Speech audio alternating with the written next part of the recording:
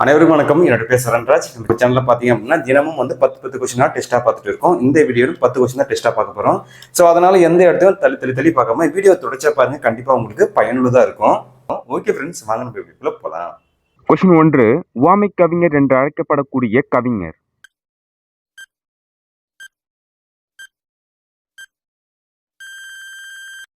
Answer Suratha. உவமை கவிஞர் என்று அழைக்கப்படக்கூடிய கவிஞர் சுரதா. சுரதா பற்றிய குறிப்புகளை பாடப்பகுதியில் இருக்கு. ஸோ அந்த குறிப்புகளை பார்க்கலாம். சுரதா அவர்களுடைய இயற்பெயர் வந்து ராஜகோபாலன். சுரதா அவர்கள் வந்து பாரதிதாசன் அவர் மீது மிகுந்த பற்று கொண்டவர். பாரதிதாசனின் இயற்பெயர் சுப்புரத்தினம். எனவே தம் பெயரை சுப்புரத்தின தாசன் என்று சுப்புரத்தின தாசன் அதோடைய சுருக்கம் தான் சுரதா. சுரதா அவர்கள் வந்து உவமைகளை பயன்படுத்தி கவிதைகள் எழுதுவதில் வல்லவர் என்பதால் உவமை கவிஞர் என்று அழைப்பார். இவர் இயற்றிய நூல்கள் வந்து அமுதும் தேனும், தேன்மழை, துறைமுகம் உள்ளிட்ட பல நூல்களை இவர் ஏற்றுள்ளார். கீழே பாருங்களா, ஒரு 3 வரியில சின்னதா கொடுத்துருக்காங்க பாருங்க. கிளிக்கண்ணி அப்படின்னா என்னதுன்னா, கிளியின் மொழி போன்ற இனிய சொற்களை பேசும் பெண்ணை நோக்கி கூறுவதாக இனிய சந்தத்தில் பாடப்படும் இசைப்பாடல் கிளிக்கண்ணி ஆகும். உவமை கவிஞர் என்று அழைக்கப்படக்கூடிய கவிஞர் வந்து சுரதா. கொஸ்டின் 2. தேன்மழை, துறைமுகம், அமுதும் தேனும் உள்ளிட்ட நூல்களை படைத்த கவிஞர்.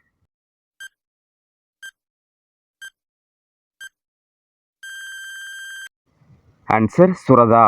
தேன்மழை, துறைமுகம், அமுதும் தேனும் முதலிய நூல்களை படைத்த கவிஞர் சுரதா. கொஸ்டின் 3. சிறந்த கவிதைகளை தொகுத்து கொங்குதேர் வாழ்க்கை என்னும் நூல் படைத்த கவிஞர்.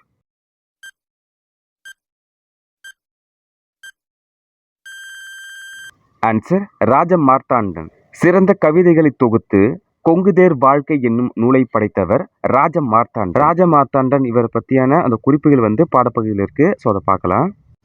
ராஜமார்த்தாண்டன் கவிஞர், இதழாளர், கவிதை திறன் ஆய்வாளர் என பன்முகம் திறன் பெற்ற கொல்லிப்பாவை என்னும் சிற்றிதழை நடத்தியவர். ராஜமார்த்தாண்டன் கவிதைகள் என்னும் நூலுக்காக தமிழ் வளர்ச்சித்துறை பரிசு பெற்ற ராஜமார்த்தாண்டன் அவர்கள் வந்து சிறந்த தமிழ் கவிதைகளை தொகுத்து கொங்குதேர் வாழ்க்கை என்னும் தலைப்பில் நூல் எழுதியுள்ளார். கொஸ்டின் 4. ராஜமார்த்தாண்டன் கவிதைகள் என்னும் நூலுக்கு தமிழ் வளர்ச்சி கழகம் பரிசு பெற்றவர்.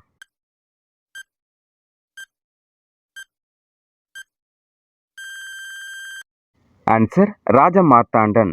ராஜமார்த்தாண்டன் கவிதைகள் என்னும் நூலுக்கு தமிழ் வளர்ச்சி கழகம் பரிசு பெற்றவர் ராஜமார்த்தாண்டன். கொஸ்டின் 5. கொல்லிப்பாவை என்னும் சிற்றிதழை நடத்தியவர்.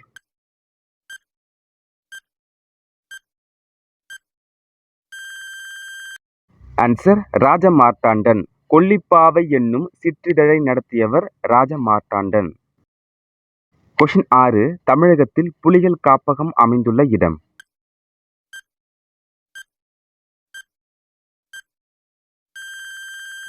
ஆன்சர் முண்டந்துறை.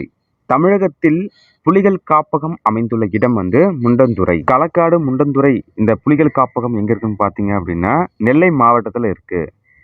கொஸ்டின் 7. காட்டாறு என்னும் சொல்லை பிரித்து எழுத கிடைப்பது.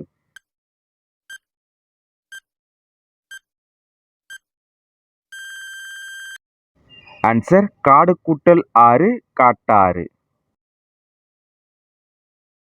கொஸ்டின் 8.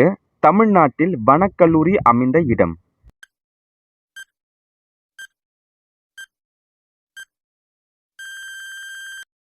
ஆன்சர் மேட்டுப்பாளையம். தமிழ்நாட்டில் வனக்கல்லூரி அமைந்த இடம் வந்து மேட்டுப்பாளையம். கொஸ்டின் 9. தமிழ்நாடு வேளாண் பல்கலைக்கழகம் அமைந்துள்ள இடம்.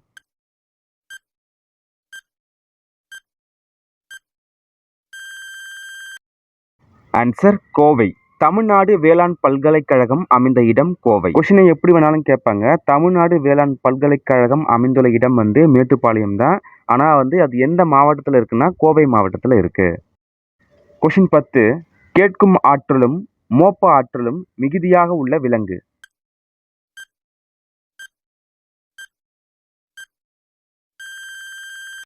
ஆன்சர் யானை. கேட்கும் ஆற்றலும் மோப்ப ஆற்றலும் மிகுதியாக உள்ள விலங்கு யானை.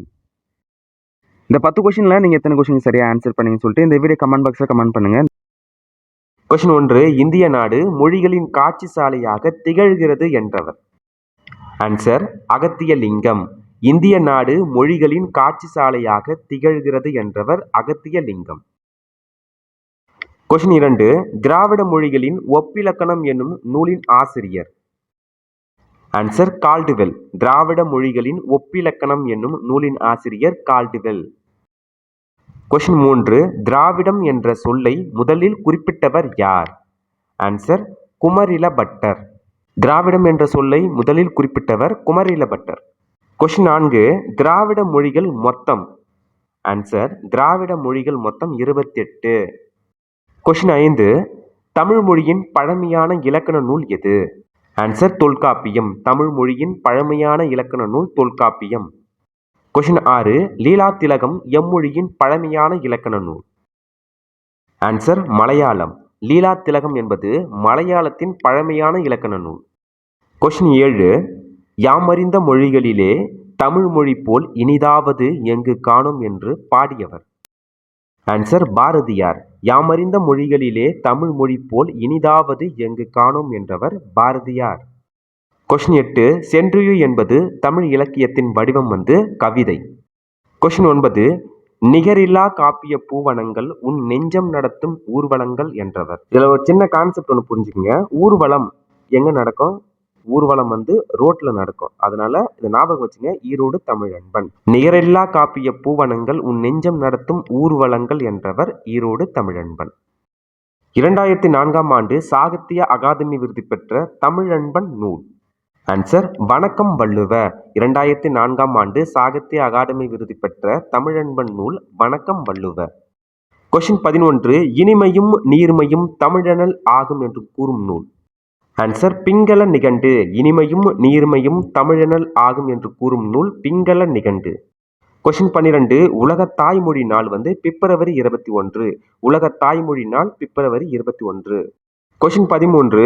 ஒரு பூவின் மலர்ச்சி ஒரு குழந்தையின் புன்னகை புரிந்து கொள்ள அகராதி தேவையில்லை என்றவர்? ஆன்சர் தமிழன்பன். ஒரு பூவின் மலர்ச்சி ஒரு குழந்தையின் புன்னகை புரிந்து கொள்ள அகராதி தேவையில்லை என்றவர் தமிழன்பன். கொஸ்டின் 14. தமிழ் விடுதூது எந்த இலக்கியத்தை சார்ந்தது? ஆன்சர் சிற்றிலக்கியம். தமிழ் விடுதூது சிற்றிலக்கியம் வகையை சார்ந்தது. கொஸ்டின் 15. மதுரை சொக்கநாதர் மீது காதல் கொண்ட பெண் ஒருத்தி பாடுவதாக அமைந்த நூல்? ஆன்சர் தமிழ் விடுதூது. மதுரை சொக்கநாதர் மீது காதல் கொண்ட பெண் ஒருத்தி பாடுவதாக அமைந்த நூல் தமிழ் விடுதூது. கொஸ்டின் 16. தமிழ் விடுதூது நூலை பதிப்பித்தவர்? ஆன்சர் உவே சாமிநாதர். தமிழ் விடுதூது நூலை பதிப்பித்தவர் உவே சாமிநாதர். கொஸ்டின் 17. தமிழ் விடுதூது நூலின் ஆசிரியர்? ஆன்சர் எவரும் இல்லை. இது ரிவிஷன் சொல்றதுனால வீடியோ சீக்கிரமா நம்ம முடிக்கிறோம். ஸோ அதனால ஸ்பீடா போதுன்னு நினைச்சுக்காதீங்க. தமிழ் விடுதூது நூலின் பாட்டுடை தலைவன்? ஆன்சர் மதுரை சொக்கநாதர். தமிழ் விடுதூது நூலின் பாட்டுடை தலைவன் மதுரை சொக்கநாதர். கொஸ்டின் 19. தமிழ் விடுதூது நூலை பதிப்பித்த ஆண்டு? ஆன்சர் 1930. தமிழ் விடுதூது நூல் பதிப்பித்த ஆண்டு 1930. கொஸ்டின் 20. தமிழ் விடுதூது நூலில் உள்ள கன்னிகள்? ஆன்சர் 268. தமிழ் விடுதூது நூலில் உள்ள கன்னிகள் 268. கொஸ்டின் 21. பெண்மையை முதன்மைப்படுத்தும் புரட்சி காப்பியம்? ஆன்சர் மணிமேகலை. பெண்மையை முதன்மைப்படுத்தும் புரட்சி காப்பியம் மணிமேகலை.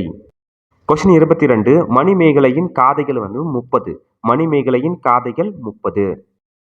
கொஸ்டின் 23. காவடி சிந்தின் தந்தை என அழைக்கப்படுபவர்? ஆன்சர் சென்னிக்குளம் அண்ணாமலையார். காவடி சிந்தின் தந்தை என அழைக்கப்படுபவர் சென்னிக்குளம் அண்ணாமலையார். கொஸ்டின் 24. அண்ணாமலையார் 19ஆம் நூற்றாண்டை சேர்ந்தவர்? அண்ணாமலையார் 19ஆம் நூற்றாண்டை சேர்ந்தவர். கொஸ்டின் 25. திருப்புகழை அருளியவர்? ஆன்சர் அருணகிரியார். திருப்புகழை அருளியவர் அருணகிரியார். கொஸ்டின் 26. அருணகிரியாரின் திருப்புகழ் தாக்கத்தால் விளைந்த சிறந்த சந்த இலக்கியம்?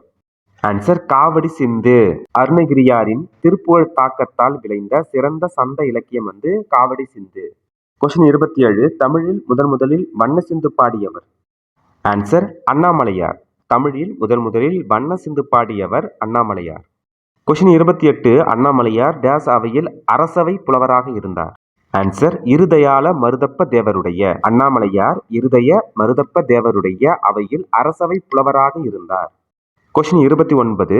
அண்ணாமலையார் ஊற்றுமலைக்கு சென்றபோது வயது? ஆன்சர் 18. அண்ணாமலையார் ஊற்றுமலைக்கு சென்றபோது வயது 18. கொஸ்டின் 30. தவஸ்தம்பம் என்பதன் பொருள்? ஆன்சர் கொடிமரம். தவஸ்தம்பம் என்பதன் பொருள் கொடிமரம்.